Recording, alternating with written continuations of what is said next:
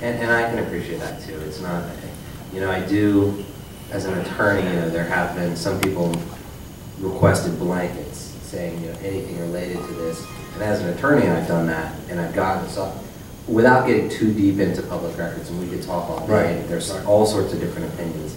My statement right now is just focused on the fact that if a document is being provided, I just don't want to read about it in the next day's paper and being asked questions about something that a reporter has or something like that, because it puts me in an odd position, because one, when I answer my phone, and I do with ever related to county, I always answer my phone for the media.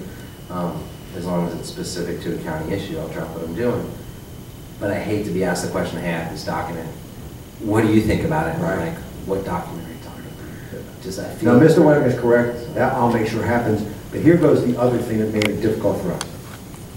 You can have a document. It can look obvious to you.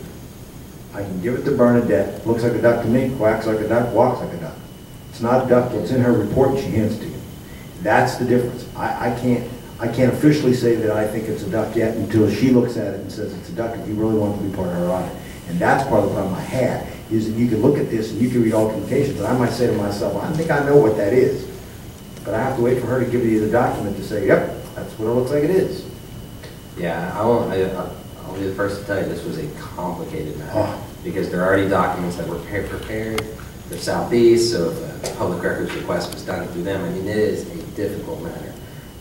But like I said, it's just something. It's standard policy. You'll get it. This is I don't know if this will happen again to this extent of this unique of a situation.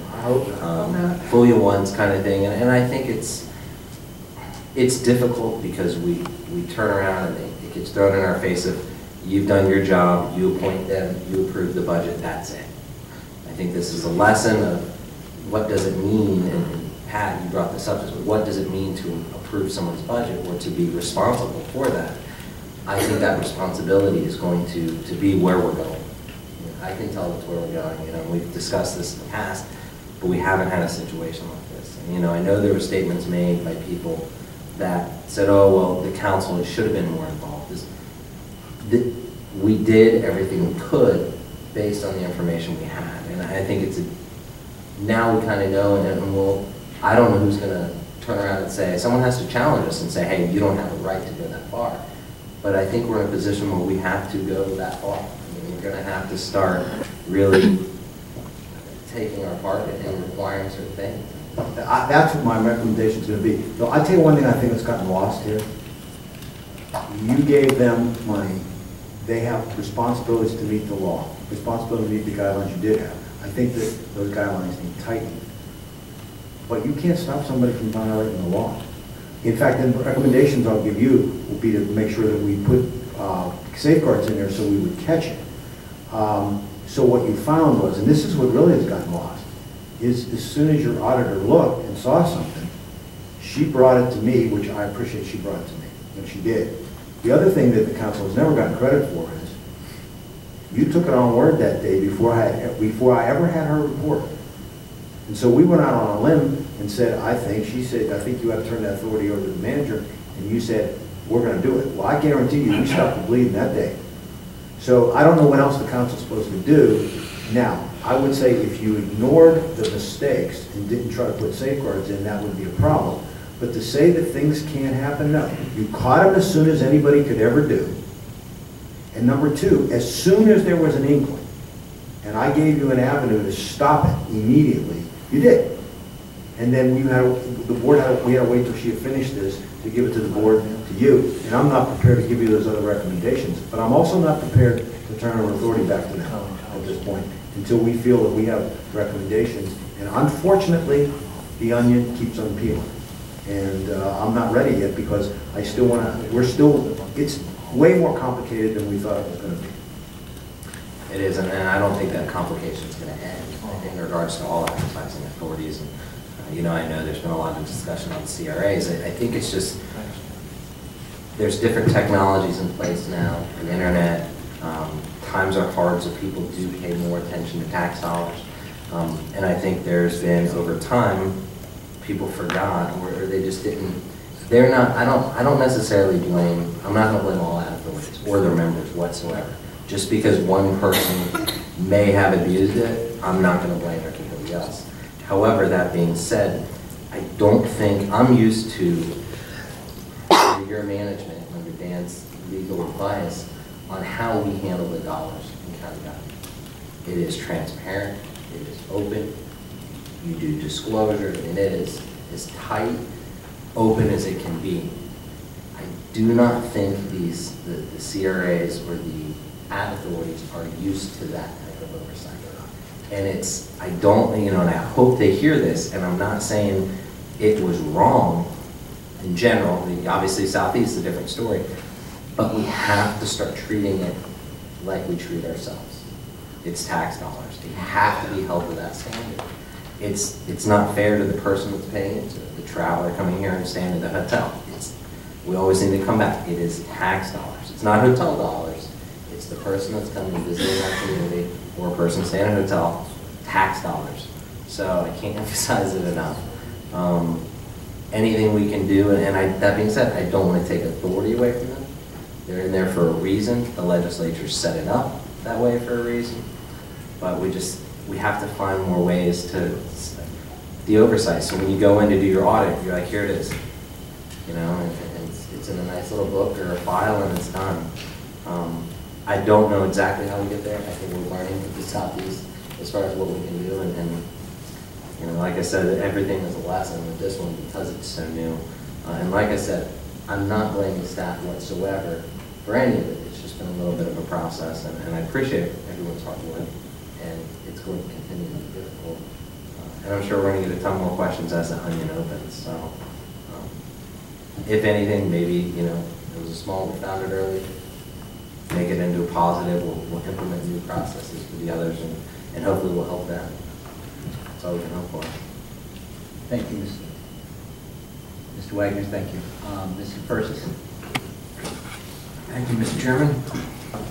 One thing that comes to mind is that obviously this horse has left the barn, and there are two other horses remaining in the barn, and I think even though this bad behaving horse may have left, it has tainted the other two organizations and their members, and as Josh said, I'm sure they're all excellent people. However, I think in order to clear their names, I think it'd be helpful for those folks if we did the same kind of, maybe not the same kind, but I mean, an audit, some kind of a scrutinize their records so that their name would be cleared and their organization's name would be cleared.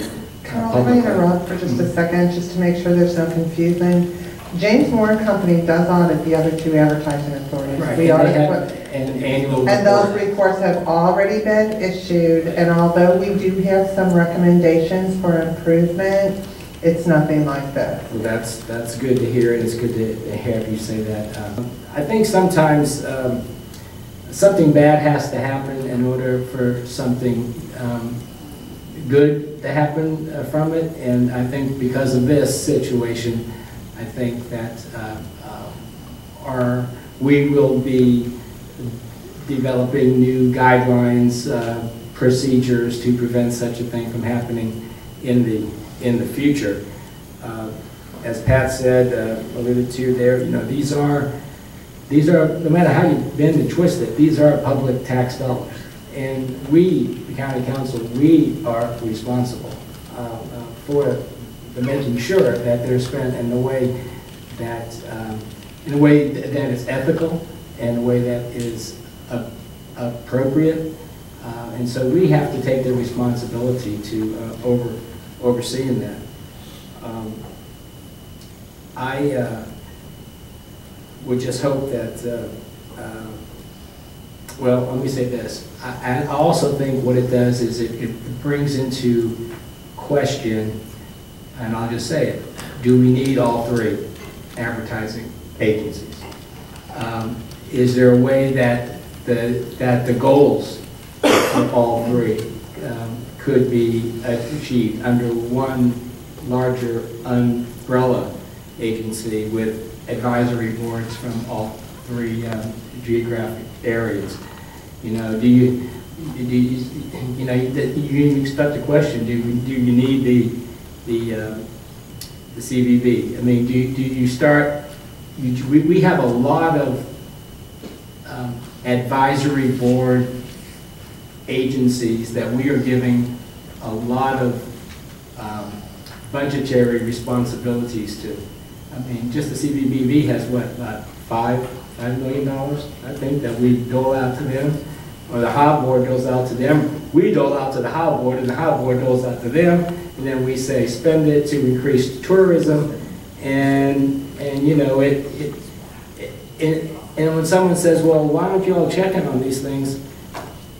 What comes to my mind is when you get elected to the county council, that's not one of the things that's foremost on your mind. First of all, it's a format and for organizations that have been here for a number of years, and you just assume those things are going well. And you know, there's so many other things to deal with that you don't just jump in and to take on organizations and things that have been going on for years and years and years. So now that this has come to light, I just think it's, you know, something that we need to take a good hard look at. I'm not saying we do it now, Mr. Chairman. I know we have a lot of things that we're dealing with. The first things first. First, let's clean up this and get this all on the right track. But again, it's public tax dollars, and we need to make sure they're spent correctly. Thank you. Thank you, Mr. Persis. Mr. Kelly? Thank you, and actually I differ because it has happened before, and this is the first time it's happened that I've been on the council, but it has happened before, so I think that the buck stops here and we're accountable, and that even as we're fixing the things that are currently happening inside and finding those things out, we need to fix the things so that it won't happen or it can't happen again, and we have to put those accountability measures in place. And